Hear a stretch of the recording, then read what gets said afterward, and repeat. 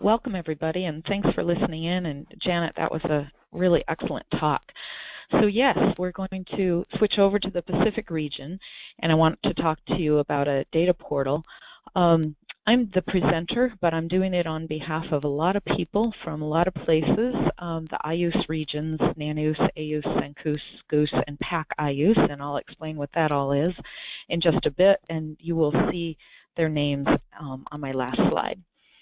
So the big thrust of the talk is to let you know about a data portal that we created. We give it the acronym iPacOA, or you can also pronounce it iPacOA if you like, but iPacOA. And so this is a screenshot of that data portal. It is collecting and serving data from these diverse areas of the Pacific, and also national data from NOAA. It was funded on a through joint effort between the U.S. Integrated Ocean Observing System, or IOOS, and NOAA's Ocean Acidification Program, NOAA OAP. And those two programs have worked together extremely well to progress our ability to visualize and the ocean acidification data. And so there's just showing in a very tiny mode, and we'll explore this in a little bit, the fact that if you click on one of the icons, you get to see the data and interact with the data. Currently, the portal is really emphasizing the data and information links, but eventually we plan that this can be a place where people gain access to manuals, FAQs, and that sort of thing to facilitate a community of practice. So, really quickly, what is IOOS? Congress established this in 2009 to enable decisions and foster advances in science and technology observing our coastal oceans. It links a lot of different groups. It leverages a lot of different sources of information, and it's relevant to a lot of different things because we all know that the coastal ocean drives a lot of these things that society might care about. To who's involved, there's 17 federal agencies, and there's 11 of these regional associations that you can read right there. I'm going to be focusing on a project that involved these 5, which you can see right there.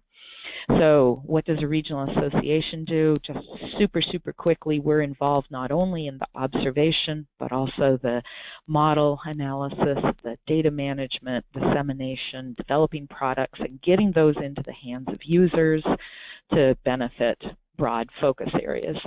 So we do measurements, we do models, we do data integration, and here you see, whoops, I hit it one too many times.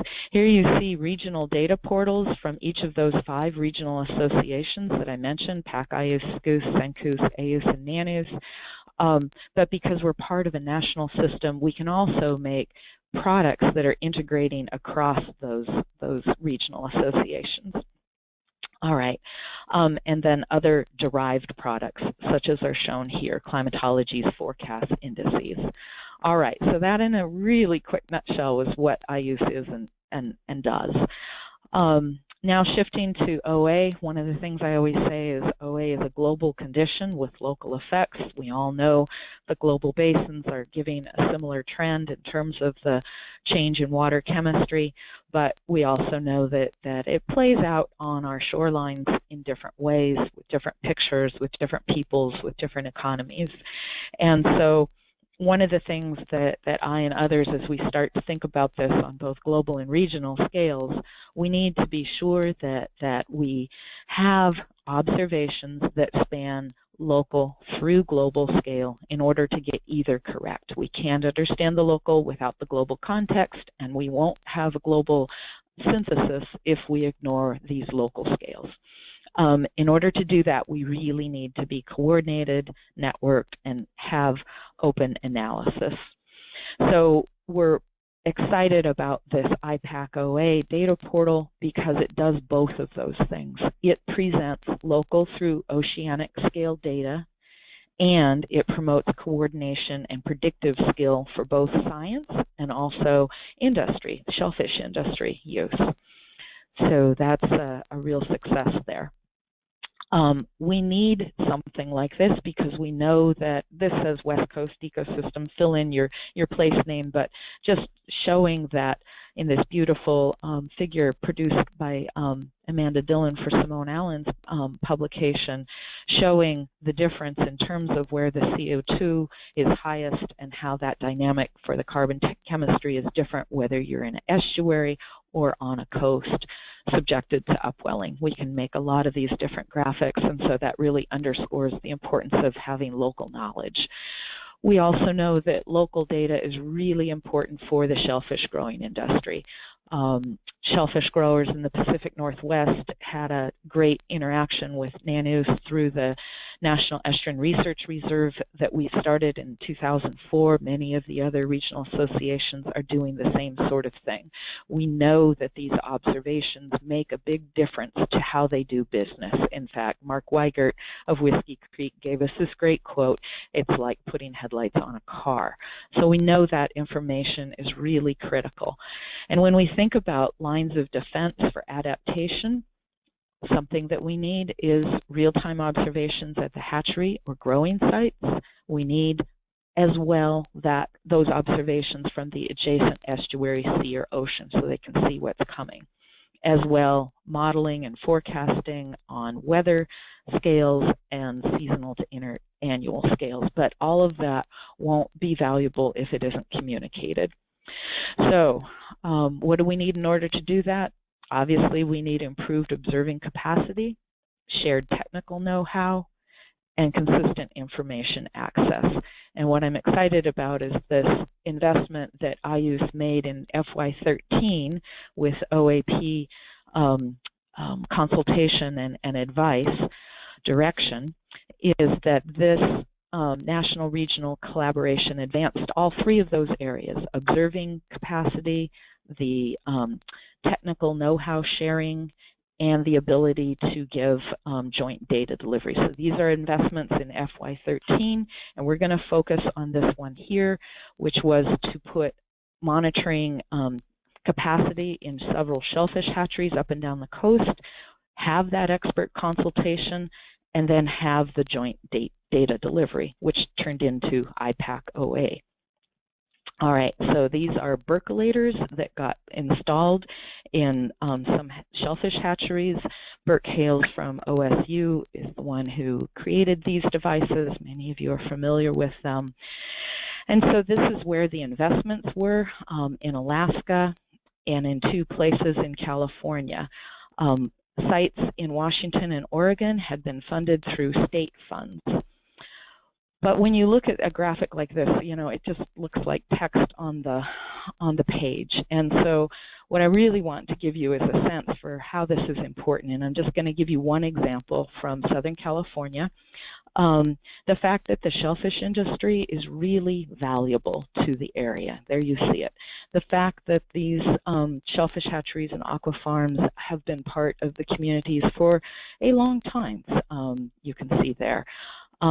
Seafood security is an important emerging issue, and by working together with the scientists, the subject matter experts, the regional association, and the industry, we've got a really good partnership that allows data to be discovered and viewed and utilized for decision making. Okay, so that's an example from Southern California. You see that there. There's also a relationship that Senkus has built with Hog Island Oyster Company. There's also a relationship that IOOS in Alaska has built with Alutiiq Pride Shellfish Hatchery. And then, of course, NANOOS with Taylor Shellfish Hatchery and with Whiskey Creek.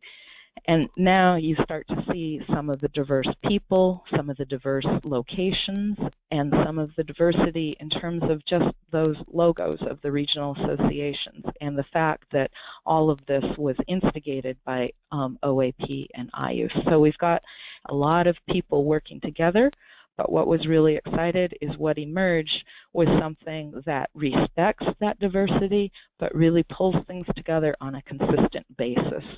So this, if you go to the data portal, this is the landing page that you would get to. It's www.iPacOA.org. And you see here along the bottom, those aren't just logos. If you click on those, it actually takes you to OA relevant information from each of those organizations.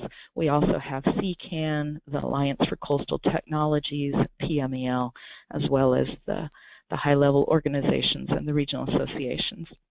But if you also click on the Data Explorer, then you get to a map like this. And the concept here is that the regional associations are integrating data streams from all these diverse locations, not just shellfish hatcheries, but also academia. We are working with the National Estuarine Research Reserve System, state, tribal, and local. Not all of those data streams are represented on iPacOA yet, but we are working to get those there.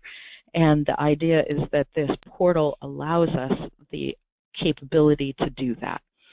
What was really exciting, and these are old slides, you can see this is from April, was to have aragonite saturation in real time from shellfish hatcheries. This is the Berkelator at Hog Island Farm in California, and you can see a glimpse of that in real time, and that's really valuable. Here's from the Whiskey Creek Shellfish Hatchery, and you can see a different thing.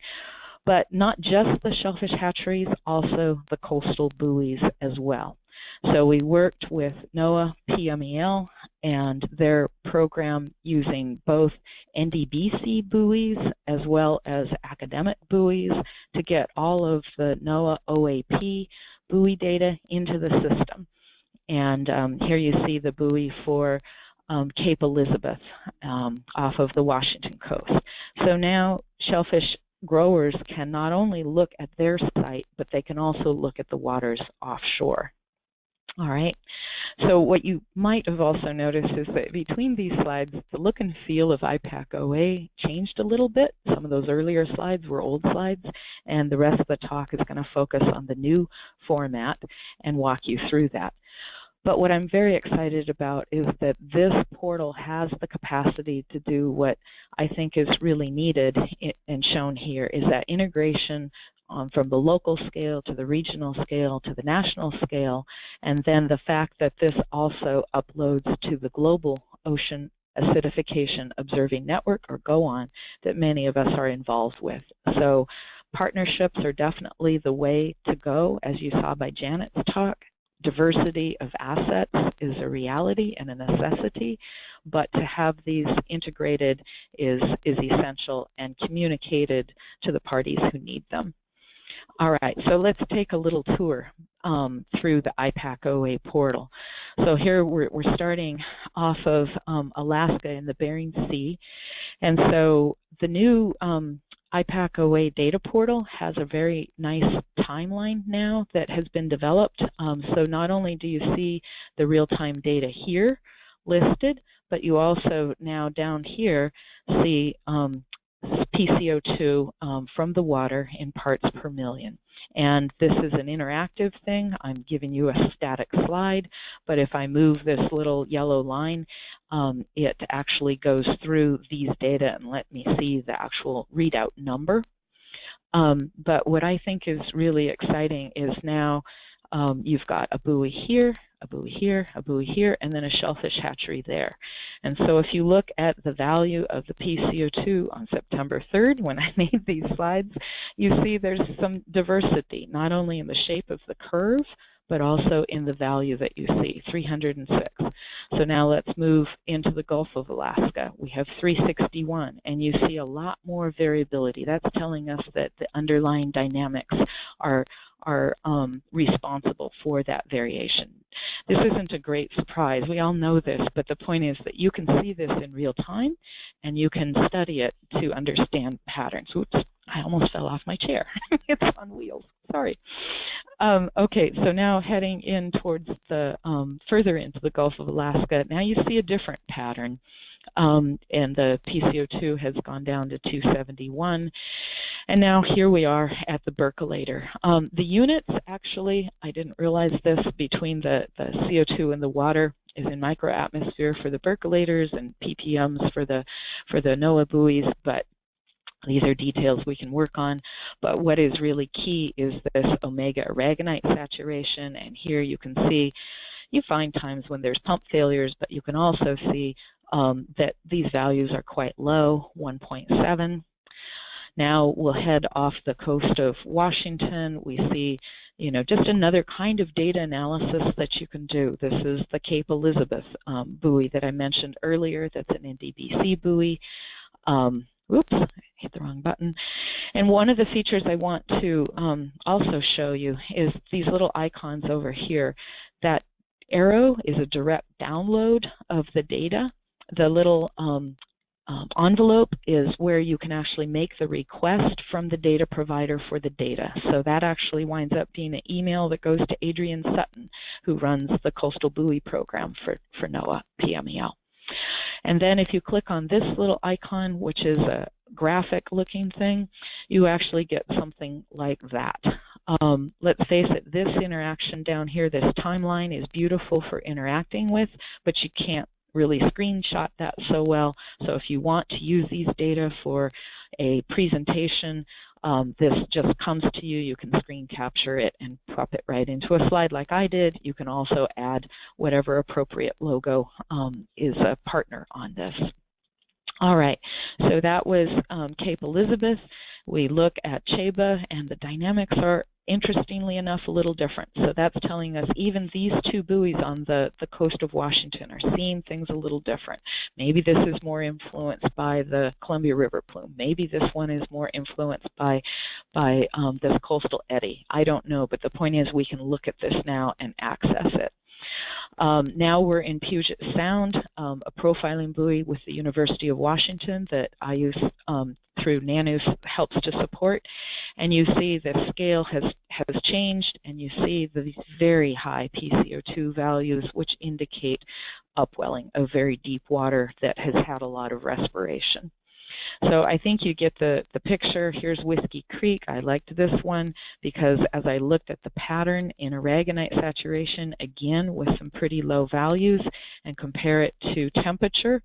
So now see if I click between these two, I'm going between temperature and aragonite saturation, and you can see that there's a similarity indicating what mechanisms might be important in driving that variation. Here in Senkus at Hog Island, we see a much different kind of harmonics to the variation, again telling us different drivers, and then completing a tour over to Hawaii. Here I'm showing pH. You can pick what variable you want. The point I also want to make here is these buoys here are NOAA buoys. This one is obviously an academic buoy, and this data portal is available to bring in diverse partners, not only through academia, but here in the Pacific Northwest we had Penn Cove Shellfish, who is not one of the people who is supported through the grant I mentioned, but they saw the portal and they said, hey, we would love to have our monitoring equipment portrayed through the portal as well. So it's been a very great investment for getting a lot of participation. All right, last two slides. Technical know-how. We have the high-level plan like GOON. We have these regional scale efforts like CCAN, NECAN, and SOCAN, and those networks working with the IOOS associations are really enabling us to have grounded but regional communities of practice, and they do scale back and forth between the national, local, national, global systems. And it is providing technical experts who help implement best practices with shellfish growers, providing high-quality data for industry decisions as well as scientific evaluation. We live in an era where data access is common and interoperability can really be a reality. 20 years ago, we couldn't have built the iPacOA data portal.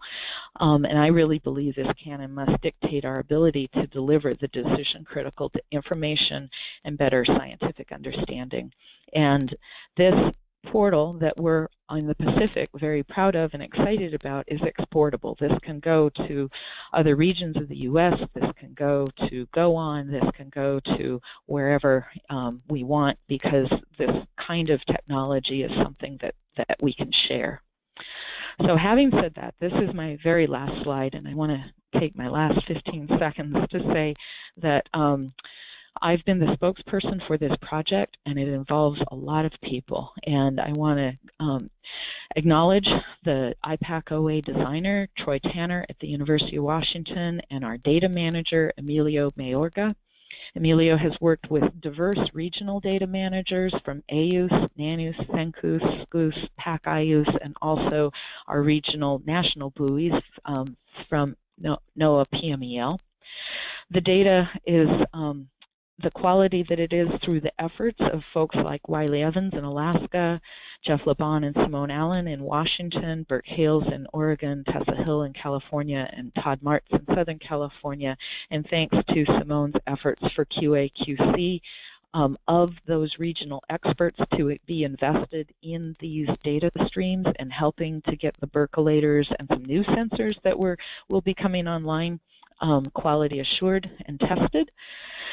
Our shellfish industry partners that you see listed here are obviously critical, and I think the silver lining of the OA condition has been a bringing together of the academic experts and the industry partners to really understand the systems better. The directors of the regional associations that I mentioned and the funding through US IOOS and NOAA OAP is really what makes this go. So thanks for your time. Great talk, Jan, and thanks for walking us through the data portal. It's really impressive. We do have a question for you from Dick Feely, and he was wondering if you could give us some examples of synthesis products that could be disseminated via this OA portal. Right. Yes. Well, I guess we have to ask the question, what do we mean when we say synthesis product? I mean, for me, right off the bat, being able to see a NOAA buoy off the coast, a UW buoy in Puget Sound, and a Penco shellfish water intake, that to me is synthesizing, or bringing together three diverse data streams that I can flip back and look at and do that in real time. So that's one thing that I think is really valuable. Going beyond that, I think that we can really start to use the patterns that we're seeing to understand the drivers that may be very important for regulating the variability of the signal we see. I am hopeful that there's enough data that we could begin to dream about contouring and filling in the gaps of the data so that we can start to have a regional view of where we see high values, low values whatsoever. Certainly as ground truthing for models will allow us then to make even better synthesis products that give us that spatial analysis. And then lastly would be the temporal trends. I think some of the analysis that Janet and her group is doing in terms of the trends and the spatial variability, I think these data can all be open to that. Great. If anyone else has any questions for either Jan or Janet, please go ahead and type those into the questions box. Jan, I had one quick question for you. We heard from Janet that their time series goes back almost 20 years. How long is the longest time series of data that is served on the data portal? Do you know? Oh boy, I don't know because I'm sure it would be one of the NOAA PMEL buoys. I know the Cape Elizabeth buoy goes back a good distance, but I don't have that number on the top of my head. But I don't know the duration of the others. A lot of the ones that are academic partners, again, those vary depending on where those are located. The shellfish grower ones have just been in the last few years. The Whiskey Creek goes back probably 4 years, and some of the others more like 2. And so, yeah. Okay. And on the data portal, can you access, oh, Adrian just told us that Cape Elizabeth goes back to 2006. So there you go. On the data portal, is all of that data for each buoy? So could you go back in time to 2006, or is it just from when you uploaded the buoy to the data portal? Does that make sense? Right, and I am going to have to punt on this. So right now, the IOOS regional associations are in the process of going through a large effort for QA/QC, and so it had been our practice since we were serving real-time data just to serve 60 days worth of real-time data, because beyond that you should really have the QC'd data streams. And so we are working to get the historical data on the portal. But I believe that some of these time series, particularly working with PMEL, do go back farther. I would have to check, and that's not very graceful. No, that's fine. But certainly that is our plan, is to provide the whole time series. Whether we've achieved our vision quite yet, I'm not sure where we are on that process, but that's the plan, that the QC time series would be part of the time bar, and then you would see what part is the real-time data, and so you'd know, caveat emptor. Oh, very cool. We do have another question from the audience. This is for Jan as well. Can maps of model simulations be compared with data from the moorings? That's a really good question. I believe so. We have that capacity. The reason I'm hesitating, so for those of you who have spent any time on the NANOOS visualization system, which is NANOOS's data visualization data portal, we have that capability, and you can see that the iPacOA data portal was really made using that same data engine. Because we don't have any maps currently on, any model output currently on the iPacOA data portal, you don't see that as an option, but we absolutely can put that on there. And one of the things that we've found really powerful is this function called a comparator, where you can actually take a model and compare that to a data output from a buoy, and you can see how well they're doing. Oh, great. In terms of the comparison. So that capability absolutely does exist, and implementing that on a Pacific region basin is something I know that my fellow RA associations would be interested in doing. Awesome. All right, and to answer the question I asked you before, Alex Kozier from CDAC is letting me know that all the QC'd mooring data is available on CDAC's website, which if anyone is interested, I can provide after the webinar. We have another question for you, Jan. Sorry, Janet. Jan's taking the spotlight here. The question is, does the data portal include the time series at HOTS and BATS as well? And I'm assuming BATS not yet. Probably not, but what about HOTS? Not yet, and this is something, in fact, it's in my to-do list. I just want to give people a sense of when I say this was funded by IOOS and NOAA OAP, most of the funding went towards making the percolators. I think NANOOS received $30,000 for this data portal. So those aren't big dollars, and because we could leverage so much of our existing capacity, it was possible to do this, and our prime objective was to get the shellfish hatcheries and the NOAA OAP buoys in. But on my to-do list is to get the other data streams relevant to OA from those regional associations into the data portal. And so with the directors and the data managers, we were going to have a telecon to identify and then prioritize and to work on getting those data streams